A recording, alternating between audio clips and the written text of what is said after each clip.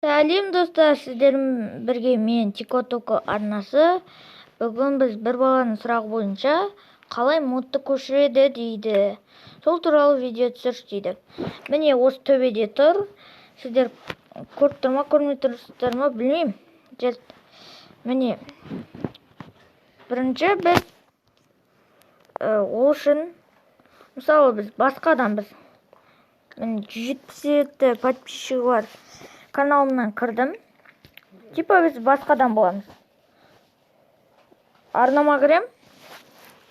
Сосын мәссаған мынау қандай күшті мод дейміз де. Көріп шығамыз ғой, осыны. Содан кейін мына жерде сілтемесі бар. Сілтемесін басамыз.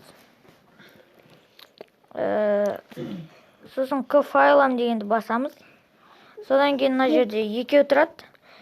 Осы екеуін жазып аламыз. Болды.